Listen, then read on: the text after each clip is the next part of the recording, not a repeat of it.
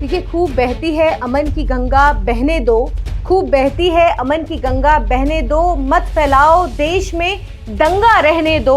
लाल हरे में मत बांटो, लाल हरे में मत बांटो हमको, मेरे छत एक तिरंगा रहने दो। देखिए, जिस तरीके से बहराइच से जो तस्वीरें आई हैं, जो वीडियोज आ रही हैं लगातार सोशल मीडिया के जरिए, देखिए बहुत ही ज़्यादा अफसोसजनक है और चिंताजनक है कि जिस तरीके की तस्वीरें देश के सामने आ रही हैं। जाहिर है क्योंकि हिंदू और मुसलमान जिस तरीके से एक साथ भाईचारे की बात हो, एकजुटता की बात हो, क्योंकि जो हमारी जो पूंजी है सिर्फ यही है। लेकिन आज पिछले 2014 से अगर हम बात करें, 2014 से लगातार देश का माहौल लगातार हमें बिगड़ता हुआ दिखाई दे रहा है या बिगाड़ने की कोशिश की जा रही है। हम तमाम उन दंगों की अगर हम बात करें, आज बहराइच दंगा देख करके कहीं ना कहीं गोधरा कांड याद आता है, गुजरात दंगे याद आते हैं, नू हिंसा याद आती है। ये तमाम तरीके की जो देश के अंदर 2014 से हो रही लगातार जो हिंसाएं हैं वो नजर आ रही हैं। आज हम 2024 में हैं और 2024 के अंदर एक बहराइच जो हम देख रहे हैं कि बहराइच में जो ये दंगा किस तरीके से सुनियोजित तरीके से ये कोशिश की गई भड़काने की चुनाव से ठीक पहले। इसी तरीके से महाराष्ट्र के अंदर हमने देखा लगातार इस तरीके की जो हिंदुत्व, जो अपने आप को हिंदुत्व का झंडा लेकर के घूम रहे हैं और लोगों को सर्टिफिकेट बांटने का काम कर रहे हैं। इस तरीके के कुछ ऐसे जो लोग हैं, जो सांप्रदायिक, जो आज गुंडे जो समाज के अंदर घूम रहे हैं, हम लोग लगातार यही देख रहे हैं कि सोशल मीडिया में किस तरीके से डंडा, लाठी और बंदूक लेकर के लोग घरों से निकल करके और किस तरीके से मारो मारो के नारे लगाते हुए। देखिए, मैं पूछना चाहती हूँ कि आज कहाँ है लॉ एंड ऑर्डर, कहाँ है? आज अगर हम महाराष्ट्र की बात करें, ठीक चुनाव से पहले बाबा सिद्दीकी की हत्या कर दी जाती है, मार दिया जाता है, गोलियों से भून दिया जाता है।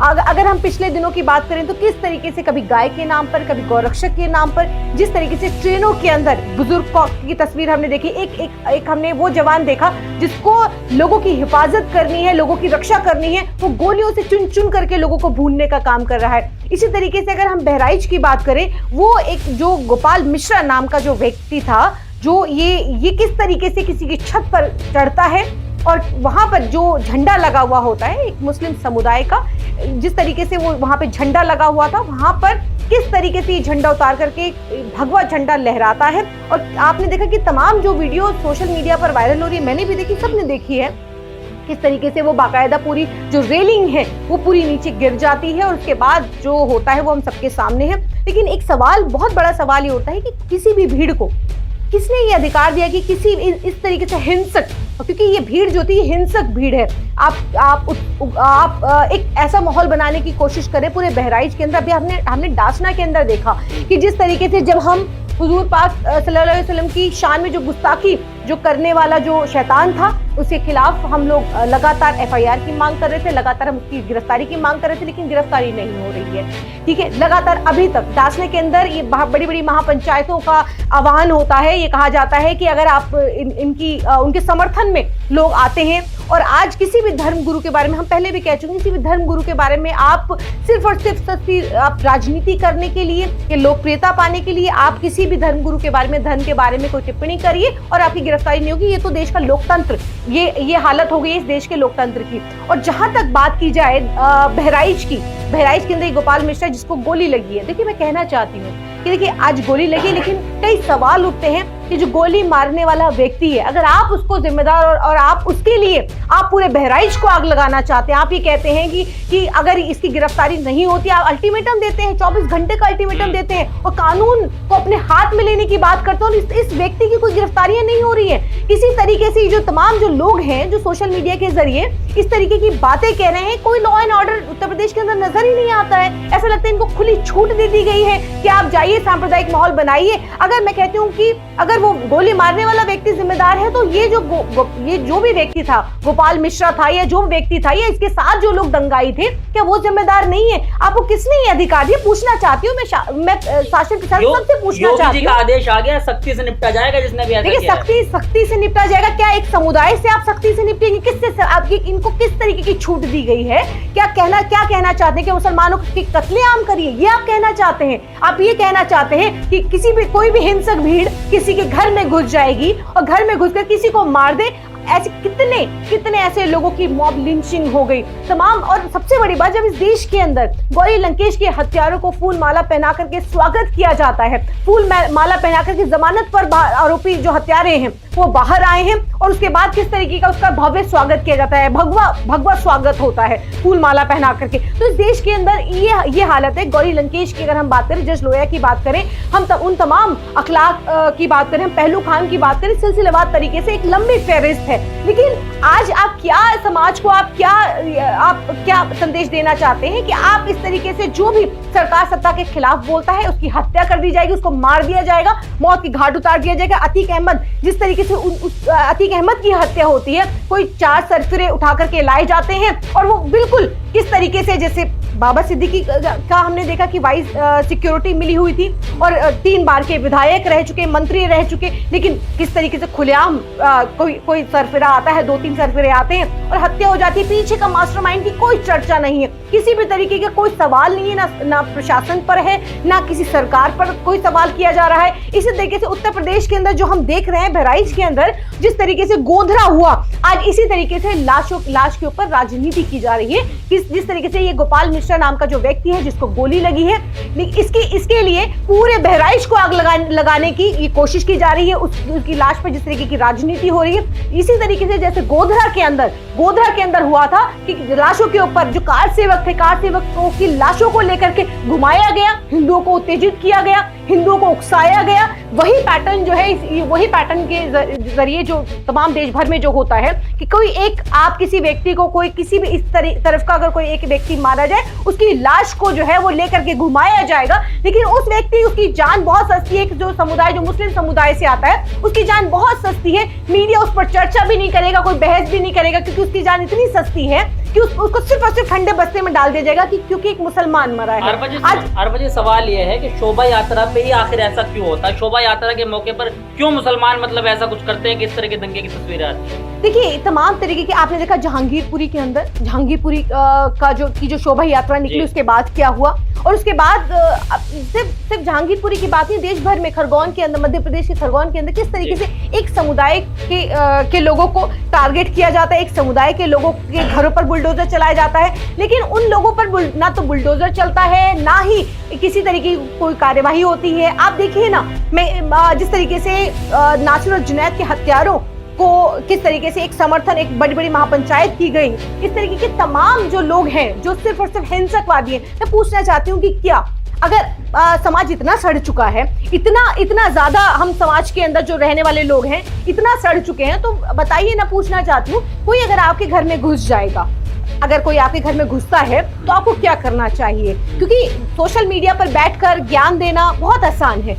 लेकिन सोशल मीडिया से अगर जब हम बाहर आएंगे, हमारे घर में कोई घुसेगा, तो सबसे पहले आप क्या करेंगे? उसको गोली लगी, ठीक है, वो दोषी है, कानून में जो भी प्रावधान है, जो भी धाराएं हैं उस पर लगनी चाहिए, वो ठीक है। लेकिन इस व्यक्ति की जो एक हिंसक भीड़ लेकर के किसी के घर के अंदर घुसा, और घुसने के बाद मैं ये कहना चाहती हूँ कि अगर उस घर के किसी व्यक्ति को मार देता, मौत के घाट उतार देता, परिवार को मौत के घाट उतार देता, कोई चर्चा नहीं होती। क्योंकि हिंदुत्ववादी कुछ संगठन के लोग जो अपने आप को हिंदुत्व का झंडा लेकर के घूमने वाले लोग अपने आप को कहते हैं, देशभक्त कहते हैं, तो ऐसे लोग किसी की भी हत्या कर दें, किसी का बलात्कार कर दें, किसी को कहीं भी किसी भी तरीके से उसको मार दें, जिस तरीके से अभी तक होता रहा है, ये करने कोई चर्चा नहीं होगी, कोई गिरफ्तारी नहीं होगी। क्योंकि अभी तक तो ये जो तमाम जो हिंदुत्ववादी संगठन जो अपने हाथ में हथियार लेकर घूम रहे हैं और जगह जगह जो बसें जलाई जा रही हैं, घर जलाए जा रहे हैं, अस्पताल जलाए जा रहे हैं, जो तस्वीरें हमारे सामने आ रही है,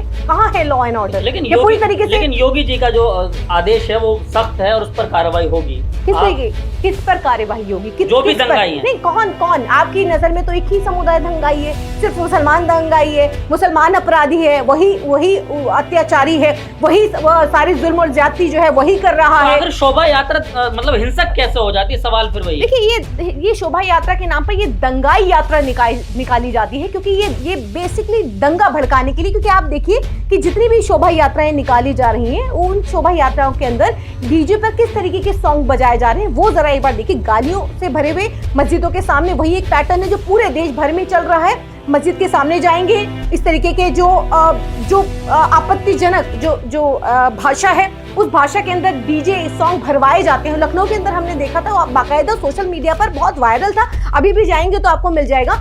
उसमें किस तरीके की भाषा का इस्तेमाल होता है, किस तरीके की भाषा बोली जाती है, और वो मुस्लिम समुदाय को उकसाने की कोशिश की जाती है कि कोई प्रतिक्रिया है, और प्रतिक्रिया आएगी तो फिर कहेंगे कि देखिए मुसलमान क्या कर रहा है, मुसलमान ने किस तरीके से प्रतिक्रिया दी। तो उस प्रतिक्रिया को लेकर के तमाम मुस्लिम समाज पर और तमाम मुस्लिम समाज के लड़कों को की गिरफ्तारियां होनी शुरू हो जाएगी, उसके घरों को जला दिया जाएगा, जिस तरीके से बहराइच के अंदर हो रहा है। कहना चाहते हो उत्तर प्रदेश सरकार कहाँ है? आप कहते हैं ना लॉ एंड ऑर्डर की बात करते हैं, तो कहाँ है लॉ एंड ऑर्डर? ये खुलेआम ये अपराधी जो घूम रहे हैं, ठीक है, आप अगर उसको गिरफ्तार करना है बिल्कुल करिए, जिसने गोली मारी, लेकिन उन लोगों का जो दंगाई देखिए, कानून भी मुझे अधिकार देता है, संविधान मुझे अधिकार देता है, मेरे घर में कोई घुस जाए, मुझ पर कोई वार करता है तो सेल्फ डिफेंस में मुझे अधिकार है अपनी रक्षा करने का।